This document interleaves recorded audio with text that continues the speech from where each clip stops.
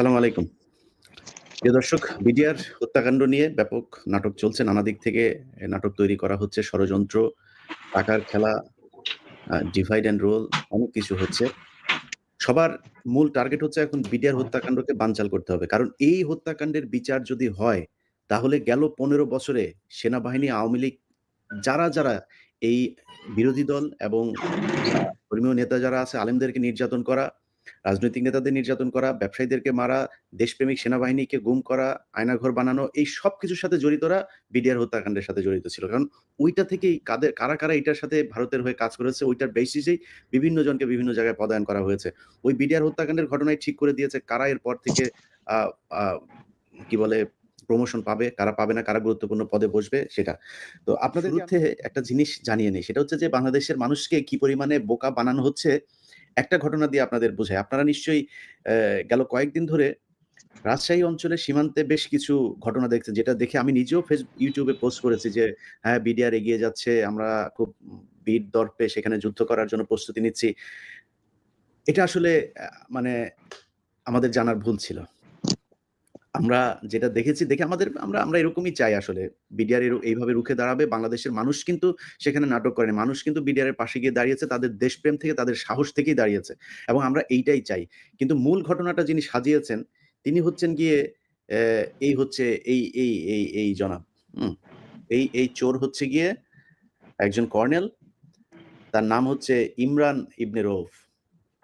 এই চোর সেখানে নাটক সাজিয়ে এখন নিজেকে দেশপ্রেমিক বানানোর চেষ্টা করছে। বাট আমি যেটা মনে করছি, যতটুকু আমার কাছে তথ্য, সে ওইখানে ভারতের সাথে একটা যুদ্ধ একটা খেলা তৈরি করতে চাচ্ছে। উত্তেজনাটা, মানুষের দৃষ্টিটা ঐদিকে নিয়ে যেতে চাচ্ছে। বিটিআর নিয়ে এখন যে বিচার-টিচার শুরু হয়েছে, এগুলো যাতে এখন আপাতত বন্ধ থাকে। এইদিকে যাতে কারণ থাকে না। এরকম চেষ্টা 'প্রথম আলো', 'ডেইলি স্টার' বিভিন্ন জায়গা থেকে হচ্ছে। সবার দৃষ্টি এখান থেকে সরাইতে চেষ্টা একটাই, সেটা হচ্ছে বিডিআর এর হত্যাকাণ্ড নিয়ে বিচার হইতে দেয়া যাবে না। বিডিআর এর যে পরিবার আছে, তাদের ভেতরেও এখন একটা বিভেদ তৈরি করার চেষ্টা করা হয়েছে। যে বলা হচ্ছে এক পক্ষ যারা যাবজ্জীবন হয়েছে, যাদের ফাঁসি হয়েছে তাদেরকে বাঁচানো, তাদের ব্যাপারে আমাদের কিছু বলার দরকার নেই। যারা খালাস পেয়েছে শুধু তাদেরকে ছাড়লেই হবে। নো। শেখ হাসিনা সবচাইতে ভালো বিডিআর এর সদস্য যারা, তাদেরকে ওই ঘটনার দিন মারা হয়েছে। আমরা শুধু ৫৭ জন সেনা কর্মকর্তার নাম শুনেছি। কিন্তু এই ঘটনায় প্রায় ১৫০ বিডিআর এর সদস্য, বিডিআর এর বিভিন্ন পর্যায়ের সদস্যদেরকে আপনার মারা হয়েছে। জিজ্ঞাসাবাদের নামে নিয়ে মারা হয়েছে। ওই দিন মারা হয়েছে। ওই দিনও কিন্তু বিডিআর এর প্রায় সম্ভবত ১১ জন, আমার ঠিক সংখ্যাটা যদি ভুল না করি, ৯ জন বা ১১ জনকে মারা হয়েছে ওই দিনই। বিডিআর এর যে এই পিলখানার যেই পেশ ইমাম ছিলেন, সেই পেশ ইমামকে মারা হয়েছে, হত্যা করা হয়েছে। ইনজেকশন পুশ করে তাকে খুন করা হয়েছে। কারণ তিনি সব দেখেছেন। অতএব আমরা এটার বিচার চাই। শেখ হাসিনা এর পরপর মেরেছেন, তারপরে মেরেছেন। এরপরে যারা জেলখানায় গিয়েছেন, ওই ব্যক্তিদেরকেই ফাঁসি দেওয়া হয়েছে। আমি মনে করি ওই ব্যক্তিদেরকেই ফাঁসি দেওয়া হয়েছে যারা এই ঘটনার সবকিছু জানেন, কিন্তু এটার সাথে জড়িত না। অতএব আমাকে যদি আপনি কোন ভাগ করতে বলেন, তাহলে আমি বলব যাদের ফাঁসির আসামি হয়েছে তাদেরকে সবার আগে ছাড়তে হবে। যাদেরকে খালাস দেওয়া হয়েছে, যাদেরকে দেওয়া হয়েছে, এত ভাগাভাগি নাই। এই বিচার নতুন করে করতে হবে। হাসিনার কোন বিচার আমরা মানি না।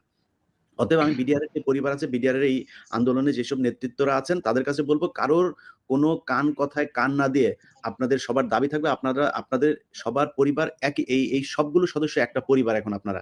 সো আপনাদের পরিবারের এখানে ডেইলি স্টার এর কে, প্রথম আলোর কে, আর কোন জায়গার কেউ এসে কি বলল, এটা নিয়ে আপনাদের ভাগাভাগি করলে চলবে না। আমি